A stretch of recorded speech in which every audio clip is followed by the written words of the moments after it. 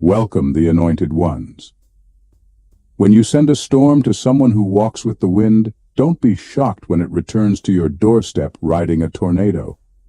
Chosen ones, brace yourself for this one, because what's happening right now is not just ironic. It's spiritual justice with a wild sense of humor. They tried to throw you into chaos, destruction, and silence. And when that didn't work, they dialed it up and sent darker energy your way. But here's the twist. The energy they sent didn't disappear. It didn't dissolve. It redirected.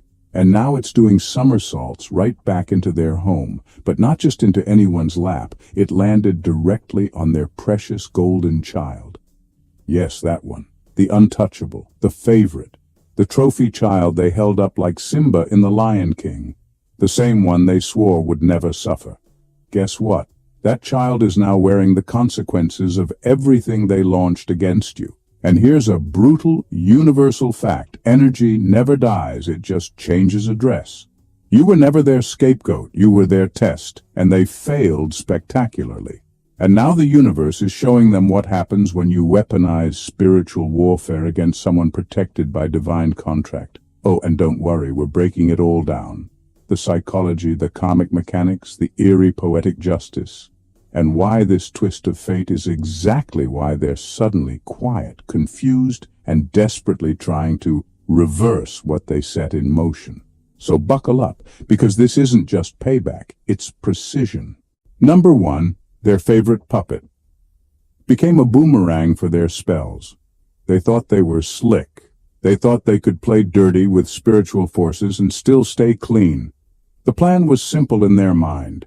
Attack you silently, drain you emotionally, sabotage you spiritually, and never get their hands dirty. But here's where it all backfired. The very person they were trying to protect the most, their golden child, is the one getting hit hardest by what they sent your way. And now they're panicking. See, they didn't believe in spiritual laws. Or maybe they did, but they thought they were above them. They assumed you were weak, unprotected, and alone.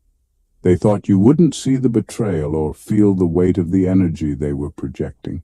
They thought if they stayed in the shadows, spreading rumors, doing rituals, manipulating people against you, that nothing would ever come back to bite them. But life doesn't work that way, and neither does energy. What's wild is that the backlash didn't return to them directly. It took a route they never expected. It hit the one they put on a pedestal, the golden child who could do no wrong. The one they bragged about, shielded from responsibility, and used as a human trophy to validate their own ego. That child is now carrying the consequences of their parent or guardian's darkness, and they don't even know why their life is falling apart. That's the irony. The one they thought was the brightest star is now dimming, struggling, confused, because the energy that was meant to destroy you couldn't find a landing strip in your spirit. You were too protected, too clean, too aligned. So the energy searched for the next closest link to the sender, and it found a direct hit in the golden child. Now they're sick. Now they're depressed. Now their life is unraveling. And suddenly the person behind all the warfare is desperately trying to reverse the damage.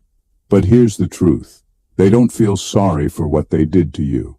They feel sorry that it didn't work, and even sorrier that it's touching someone they love. That's what finally stopped them. Not morality, not growth, but fear.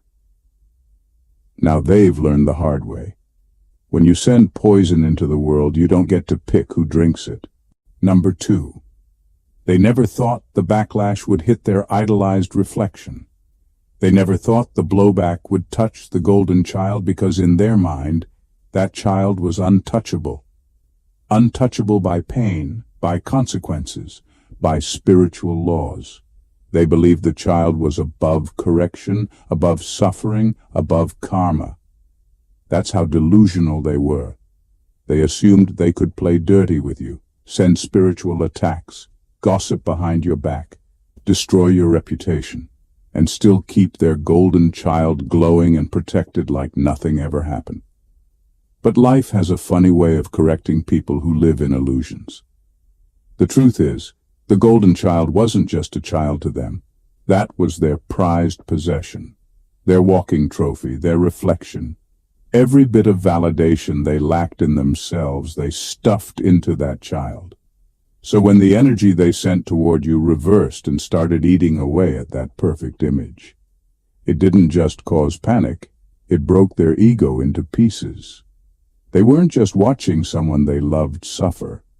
They were watching their own fantasy fall apart. They can't even speak about it publicly because they know how suspicious it looks. The golden child who used to shine in every room is suddenly full of anxiety, misfortune, spiritual confusion. Opportunities are slipping. Relationships are crumbling. Their glow is gone. And while they pretend it's just a rough season, deep down they know what's really going on. They know this is the energy they projected finally coming back home, and it's hitting the person they thought was immune. This is the price of projection. They made you the villain in their story to avoid dealing with their own darkness. But now that their reflection is cracking, now that their golden child is feeling the heat, they're being forced to look in the mirror. It's not about guilt. It's about embarrassment. They can't explain how everything is collapsing around someone they swore was covered, and that's what hurts them the most. It's not just that the golden child is being affected, it's that the world is watching the mask fall off. They never expected their perfect little world to be the first thing to fall apart. They thought they were punishing you, but they cursed their own altar. And now the very person they idolized is carrying the bruises of their decisions. Number 3, what they built as a shield has become their greatest vulnerability. They built the golden child to be their shield, emotionally, socially, even spiritually. That child was their cover story, their protector, their distraction. Whenever people questioned their character, they pointed to the golden child as proof that they couldn't possibly be as toxic as they really were. Look how well they're doing, look how loved they are. It was all a smokescreen. But now that very shield has become their biggest weakness, and the cracks are no longer just showing, they're shattering everything. The golden child gave them power. Whether it was through success, charm, or obedience, that child was the face they showed to the world while hiding the darker parts of themselves. They used the child to manipulate perception, to deflect accountability, and to maintain control. But spiritual laws don't care about favoritism or family roles. When you send out harm, it doesn't just return. It traces the energy, the intention, the bloodline. And in this case, it landed on the one closest to their heart. They thought they were immune because they hid behind a person they considered pure, lovable, or innocent. But the truth is, energy doesn't care about image. It moves based on vibration. And when the golden child was used to spiritually cover up the wrongdoing of the one behind the attacks, that child became a direct link, a host, a magnet. And now, all that energy they sent out to take you down is weighing heavy on someone they never meant to sacrifice. The most twisted part? They don't know how to protect the golden child from what they've caused. They're scrambling now, trying to fix the damage, searching for answers, blaming external things. But none of it is working because the root isn't in the golden child's life decisions. The root is in the darkness the parent or guardian tried to hide. And the more they deny it, the more the energy intensifies. It's spiritual irony at its finest. The one they built up as a symbol of strength and success is now collapsing under the pressure of their secrets. That shield they depended on is no longer absorbing the impact. It's reflecting it. And now they're learning a painful truth. When you use someone to cover your darkness, that person becomes the first to carry its weight. Number 4. Their delusion was so strong, they believed they could curse you without consequence. Their delusion was thick, so thick that they convinced themselves they could do the most vile things in the dark and never be touched by the light. In their mind, you didn't matter. You were just a threat to their fantasy, a mirror they wanted to shatter because it showed them too much truth. They treated you like you were beneath consequence, like harming you spiritually, emotionally, or energetically would never come back to them. That's how inflated their ego was. They truly believed they could curse you, block your blessings, and sit back comfortably as if the universe was their personal hitman. They figured as long as their golden child stayed safe, they were safe too. That child was their insurance policy, their pride and proof that everything they did must be blessed and favored. In their twisted logic, as long as the golden child was thriving, the dark things they were doing behind the scenes would stay hidden and go unpunished. But that's not how energy works. The universe isn't swayed by favoritism, family roles, or public perception. It doesn't care who looks like the saint. It only responds to the truth beneath the surface. They forgot one simple but brutal truth. Energy always returns to sender. And it doesn't ask permission. It doesn't check for titles. It doesn't care if the person receiving the consequences was the favorite, the innocent one, or the one who had nothing to do with it. When you send out darkness, it finds the most direct connection back to the source. And if the source is hiding behind someone they idolize, guess where it's going to land first? Now the very person they thought was untouchable is being touched by the fallout. That golden child who they put above correction is feeling the full weight of energy that was never meant for them. And suddenly, the one who felt so powerful and protected is helpless. They can't undo what's already activated. They can't reverse what their own hand released. And they're slowly realizing the cruelest irony of all. The universe saw everything. And now, the mirror is showing them their own reflection, flawed, exposed, and falling apart in the very place they thought they were safest. Number 5. They tried to use you as the scapegoat, but they infected their altar. They were so focused on destroying your name, your peace, and your path, that they didn't realize they were doing it at the expense of their most precious possession, their golden child. That child was more than just their favorite. It was their altar. Everything they couldn't be, they poured into that child. Their pride, their status, their emotional identity was all wrapped up in that one person. But what they didn't understand is that when you use dark energy to attack someone protected by the divine, you corrupt everything you hold sacred, including what you thought was safe. In their desperation to make you look like the problem, the black sheep, the threat, they tried to shift all blame onto you. They fed lies into the atmosphere. They whispered gossip like prayers. They performed rituals, some spiritual, some verbal, some emotional, and in every one of them they placed you as the target. But spiritual warfare doesn't stay contained. Energy spreads. And all that malice didn't just hit the air. It soaked into the altar they were worshiping. The golden child started absorbing that energy, not because they asked for it, but because they were the open channel closest to the sender, the most emotionally connected, spiritually exposed. What was once a source of pride has now become the site of judgment. And they can't unsee it. The glow is gone. The confusion is thick. Something feels off. And it's not just coincidence. It's contamination. They desecrated their own temple. That's the part they can't admit out loud. In trying to poison your name, they polluted their own house.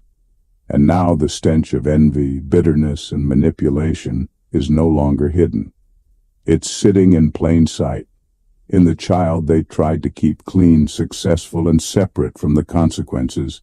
The very one they used to prop up their lies is now unraveling right in front of them.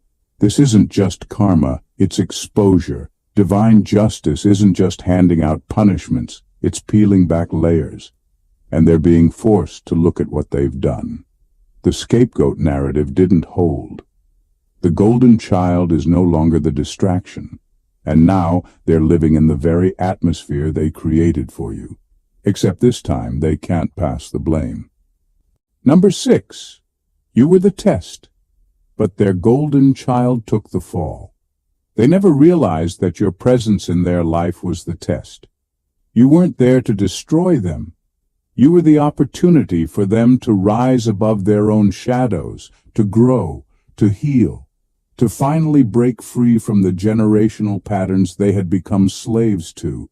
But instead of recognizing the divine setup, they chose to go to war. They chose manipulation over honesty, envy over reflection, darkness over accountability, and in doing so, they failed a test they didn't even know they were taking.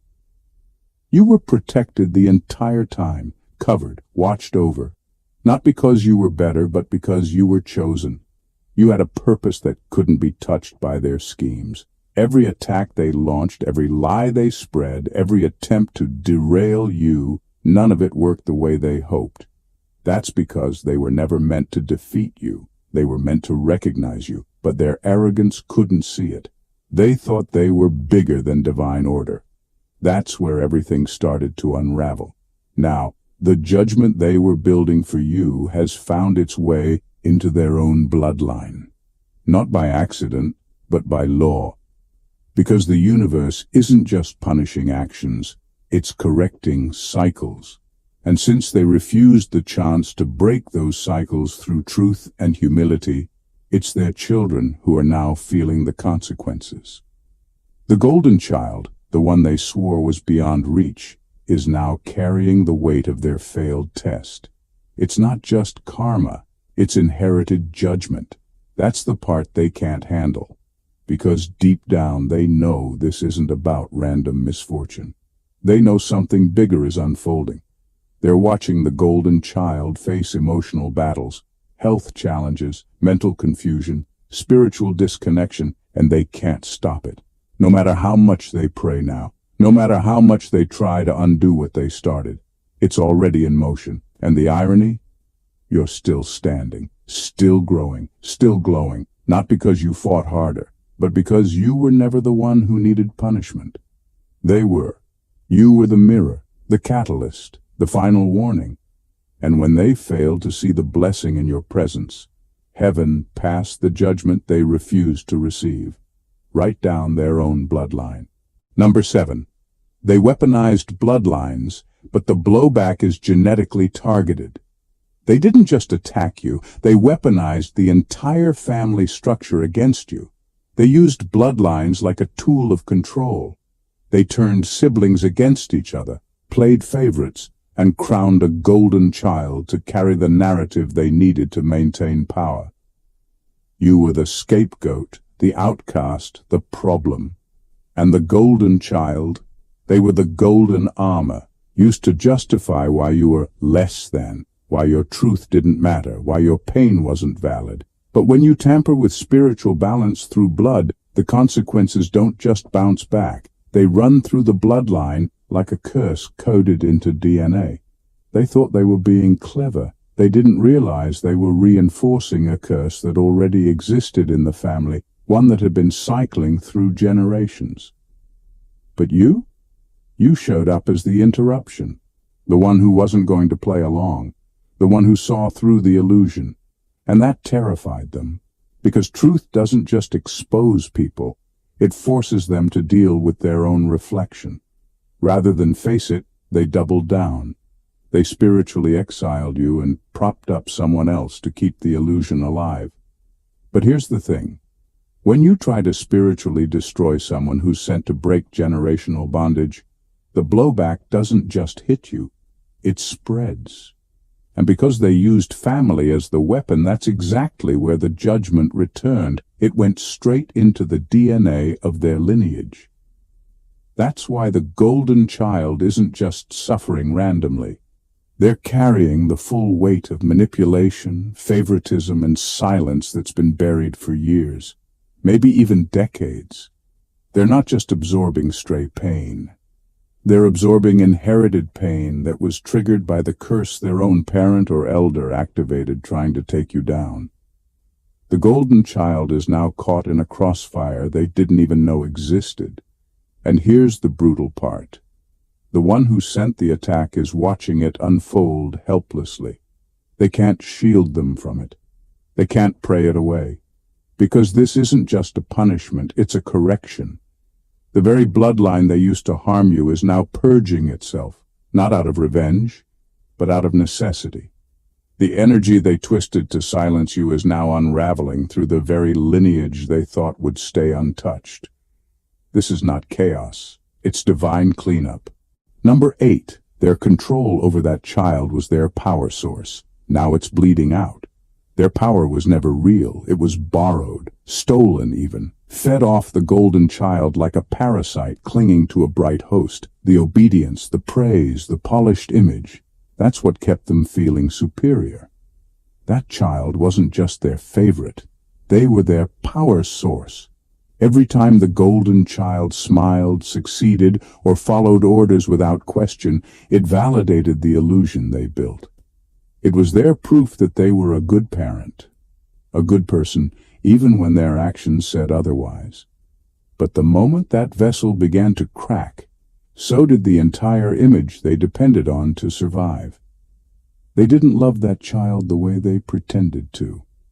They loved what that child gave them: status, admiration, control. The child was their emotional battery, their spiritual cover. They used them to clean up the messes they made behind the scenes, to distract people from the pain they caused others, to convince the world they were worthy of praise. And for a while, it worked. The golden child glowed, and in that glow, they hid their shadows. But now, something's changed. The energy is shifting. The child that once radiated charm, success, and balance is now showing cracks, emotionally, spiritually, mentally. And the person who depended on that glow is panicking, not because they care deeply, but because they can feel the power slipping. The control is leaking. The illusion is breaking. And without that child's image to hide behind, they're spiritually exposed, bankrupt even. There's no more fuel left in the tank. The charm that used to hypnotize people doesn't hit the same. The control they once had feels weak, and the community that once applauded their parenting or praised their family image is starting to look a little closer, a little deeper. They're asking questions. They're noticing the disconnect. And what's coming to light isn't just the child's suffering, it's the foundation of manipulation that created it. Now, they're scrambling, trying to patch the leaks, trying to restore the shine. But it's too late. The child has absorbed too much of their energy and is now suffering the weight of their hidden battles, and the truth is undeniable. Their power wasn't theirs, it was borrowed, and the source is no longer willing or able to keep bleeding for their image. Number 9. Their golden child was the only leverage they had. Now that leverage is collapsing. They built everything around the golden child. That was their leverage, their front, their buffer. Whenever someone questioned their character, they pointed to the golden child's achievements, behavior, or surface-level success, like it was a receipt of innocence. They used that child like spiritual armor, believing as long as that image stayed polished, they could keep manipulating people without consequence. They assumed no one would dig deeper. No one would question the dysfunction. Because how could anything be wrong when the golden child seemed so perfect? But here's what they didn't count on. Energy speaks louder than appearances. And now that energy is betraying them. The golden child, once their leverage, is showing signs of deep emotional and spiritual distress. The performance is breaking. The cracks are showing. And the same people who used to admire them are starting to side-eye the entire operation. People are noticing the changes: sickness, isolation, mental instability, unexplained setbacks, and they're not buying the usual excuses anymore. the whispers have started. Why is that child suddenly withdrawn? Why does everything seem to be falling apart in that house? What's really going on behind closed doors? These aren't just casual questions. They're spiritual alarms. Because what's manifesting now can't be explained by bad luck or timing. The affliction is too specific, too targeted, too aligned with the very kind of energy they used to throw at you. They tried to buy more time by keeping the golden child's image intact, but time ran out. They didn't expect the energy to return this way. They thought spiritual consequences would be obvious and direct. They thought they'd see it coming. But karma has range and irony. And now it's hitting them in the one place they never imagined it would, their only leverage. The child they used to keep everyone quiet is now the reason people are asking louder questions. What's worse, they can't speak openly about it. If they admit something is wrong, it exposes everything. So they stay silent, hoping the damage doesn't spread. But spiritually, it already has. The leverage is collapsing. The cover is gone. And now, all that remains is the truth they fought so hard to bury, rising to the surface in the most undeniable way possible. Number 10. They realized too late that spiritual warfare doesn't respect family ties. They moved like their titles would protect them, like being a mother, an elder, a respected community figure, or a nurturer of a golden child gave them immunity from spiritual consequence. They really thought their role in the family structure would make them untouchable. But energy doesn't respond to roles. It responds to vibration. And once you send out harm, especially towards someone divinely protected, it doesn't ask for a family tree. It just follows the frequency back to the source. Or worse, it lands on whoever's most spiritually available in your orbit. In this case, that was the golden child. They didn't expect that. In their mind, the child was sacred, shielded by blood and favor. But what they didn't understand is that when you initiate spiritual warfare, you're not just dragging yourself into it. You're dragging everything tied to your energy. Everything, especially your children, especially the one you emotionally favor, obsess over, or spiritually use to validate yourself. They thought they could strike you and stay clean, but instead, the backlash hit the part of them that was wide open, the child they never thought would suffer. The golden child became a spiritual target not because they did anything wrong, but because they were tethered to the sender. And when dark energy returns, it takes the path of least resistance. It doesn't care if the target is young, talented, loved, or innocent. It doesn't look at the world's labels. It reads energetic access points. And if the golden child was spiritually unguarded, emotionally exposed, or energetically enmeshed with the sender, then that's exactly where the consequences landed. Now they're devastated, but not because they understand the lesson. They're devastated because the very person they were using as a human shield is catching the fire. And they can't stop it. They can't talk their way out of it. They can't manipulate or pray their way around it, because this is what they never saw coming. Spiritual law doesn't care who you are in someone's life. It only cares what you put into the atmosphere. And once that energy circles back, you don't get to choose who pays the price. They learn too late that you can't play with darkness and expect light to protect you just because you're a parent or because you love someone. Energy doesn't bend to excuses. It obeys alignment. And right now, everything that was out of alignment in their bloodline is being corrected in real time, starting with the one they thought was safest. Number 11. Their arrogance made them blind to collateral damage. They were so high on control, so certain of their ability to manipulate the spiritual and emotional atmosphere, that they never once paused to ask, what if this turns on me? They operated like puppet masters, confident that they could stir up darkness, throw energy your way, and still keep everything around them perfectly intact. That's how deep their arrogance ran. They believed they could launch an invisible war without fallout, that they could aim fire at you without the smoke ever reaching their own home. But spiritual energy, doesn't work like that. It doesn't stay in a box. It doesn't hit only who you want it to. It spills. They thought they were playing chess, making strategic moves behind the scenes to corner you, but what they didn't account for was spiritual consequence. Energy doesn't play by human rules. It has its own intelligence, and when they stirred up envy, bitterness, and sabotage, that energy needed to land somewhere. The problem? You weren't available. You were covered. You were fortified. You had done the inner work, healed, evolved, and most importantly, you weren't holding on to the same toxicity that made their curses stick.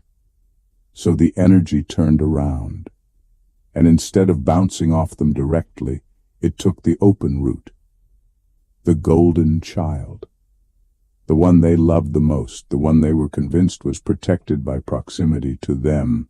That's where the chaos landed. Not because the child deserved it, but because spiritually they were the most accessible, the most entangled, the most unguarded. Now the fallout is undeniable. Things are going wrong in ways they can't explain. The golden child is spiraling, emotionally, mentally, maybe even physically, and they're realizing too late that their war against you came with a cost they didn't prepare for. The same energy they weaponized is now tearing through their own house, and there's no controlling it, no rewinding it. The very power they thought they had over the situation has slipped through their fingers. They were so fixated on hurting you that they ignored everything else. And now the damage isn't just external, it's personal, deep, internal. Because that golden child wasn't just a symbol of pride, it was their entire emotional identity. And now that identity is unraveling piece by piece under the weight of the very storm they created. Number 12. Their worst nightmare wasn't losing power. It was watching their masterpiece unravel. You were always the threat in their eyes, but the golden child, that was their legacy, their pride. The ultimate proof to the world that they were successful, righteous, and powerful. That child wasn't just favored, they were sculpted, molded carefully over years into a living, breathing monument to the illusion they built. Every compliment the golden child received, every achievement, every performance of perfection reflected back on them. It wasn't about love, it was about control and validation. That child was their masterpiece. And now, that masterpiece is unraveling in real time. What they never expected was that the same spiritual fire they aimed at you would boomerang with such precision, not to random corners of their life, but right to the center of their identity, the golden child. Because in their delusion they truly believed they were above consequence. They thought the universe would bend around their intentions just because they were a parent or a provider, or because they felt justified. But spiritual laws don't bend to ego, they only respond to truth. When the golden child began showing signs of wear, emotional breakdowns, unexplained illness, chronic failure, they couldn't believe it. And not because they were concerned first for the child's well-being, but because it cracked the illusion they worked so hard to maintain. It exposed the lie, the mask, the reality that they weren't as powerful as they made everyone believe. That's when the panic kicked in. That's when they started praying, begging, searching for someone to blame. But the damage was already done. This wasn't just a punishment. It was a divine humiliation. The same hands that spent years polishing their image are now trembling, watching it fall apart. And the worst part? The golden child doesn't understand why they're suffering. They don't know their life is unraveling under the weight of energy they never called for. They're paying for someone else's war, and for the person who started it, this is the nightmare they never saw coming. Not losing control over you, but losing their prized creation in the process. Because now the world sees what heaven always knew. When your power is built on illusion, the truth eventually levels it, right in front of everyone. Number 13. You survived so long. The curse mutated and sought out the source. They were relentless. They didn't stop at one attack. They kept sending wave after wave of negativity your way, through words, through intention, through rituals, manipulation, envy, and sabotage. Every time you got back up, it only made them angrier. They couldn't stand that you were still breathing, still rising, still smiling, so they pushed harder, thinking eventually something would stick. But nothing did. You were shielded. You were chosen. You weren't just strong. You were spiritually sealed. What they didn't understand is that energy doesn't just vanish if it can't hit the target. It doesn't evaporate into thin air. It builds, it circles, it waits. And when it has no place to land, it turns into something heavier, something more volatile. Over time, their curse didn't just fail, it mutated. It evolved into a boomerang, infused with all the malice, resentment, and darkness they'd been stacking over the years. And since it couldn't break through your protection, it did the only thing energy knows how to do: return home. But it didn't go back the way they expected. It didn't explode at their feet. It didn't strike them in the middle of the night like some dramatic warning. It chose the most spiritually open vessel in their life, the one tied to them by blood, energy, and emotional dependency, the golden child, the person they loved most, the one they used to validate their power. That's who's now wearing the curse they crafted for you. And it's not just subtle, the signs are undeniable. That child is walking through confusion, heaviness, bad luck, depression, emotional chaos, things that don't match the life they were promised. They're wearing your pain like a cloak, but the twist is, you're not even hurting anymore. You've healed. You've evolved. You've transcended. But because energy always needs a host, and because you were too aligned to receive it, the darkness went to the closest available connection. Now they're watching it unfold helplessly, wondering how the golden child became the one suffering when the attacks were meant for you. They can't admit out loud that they created this, that their obsession with destroying you backfired in the cruelest way possible. But deep down they know, and what hurts them most, you didn't even have to lift a finger. You just survived. And that survival rewrote the entire outcome. Number 14. They're only stopping now because their God has become a ghost. They never stopped out of remorse. Let's be clear. They didn't suddenly find a conscience, grow spiritually, or feel bad for what they did to you. What made them hit the brakes wasn't guilt. It was fear. Cold, paralyzing fear. Because the golden child they once idolized, the one they saw as their personal god, their source of power, their emotional trophy, is now falling apart in ways they can't control, explain, or reverse. That child was everything to them. Not because of who the child truly was, but because of what they represented. Power, perfection, proof. As long as the golden child was healthy, thriving, admired, and obedient, they felt untouchable.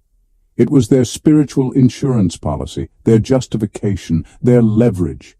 They molded that child into a deity of their own making, something to worship and hide behind. And now that deity has gone quiet, not just physically but spiritually. They see it in their eyes, the spark gone. They hear it in their voice, the confusion, the fatigue. They feel it in the silence. That once vibrant energy is dimming and they don't understand why. But deep down, they do. They know they kept sending poison into the spiritual atmosphere, and now it's dripping right back into their house. Not because the child sinned, but because they were spiritually tied to the one who did.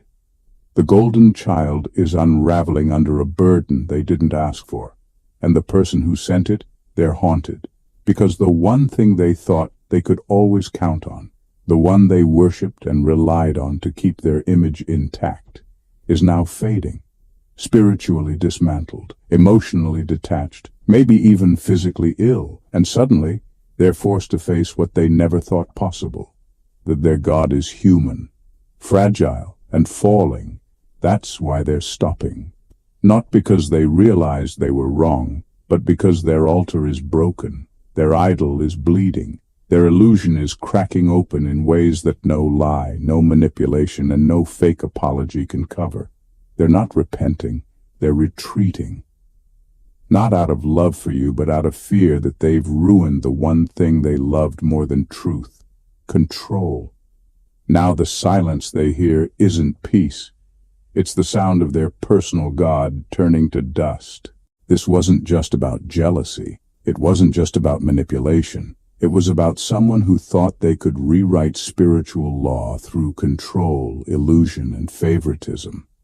They played a dangerous game with sacred energy, believing they could curse you without consequence, as if the divine couldn't see what they were doing behind closed doors. But what they failed to realize is this: when you attack someone who is chosen, you're not throwing punches in the dark. You're stepping into a courtroom you can't see, in front of a judge you can't bribe. You didn't retaliate. You didn't return their venom. You simply endured. You survived. And that survival activated a spiritual reversal they never expected. The energy they sent, thinking it would shatter you, couldn't touch your soul. So it went back home. And it didn't just knock on their door. It entered through the very vessel they thought was protected. Their golden child. The one they idolized. The one they used to cover their wickedness. The one they thought would always shine no matter what they did behind the scenes. Now they're silent. Not because they've learned, but because their world is shaking. Their illusion is collapsing. And the one they worshipped is bearing the bruises of everything they tried to hide. This is divine order in motion.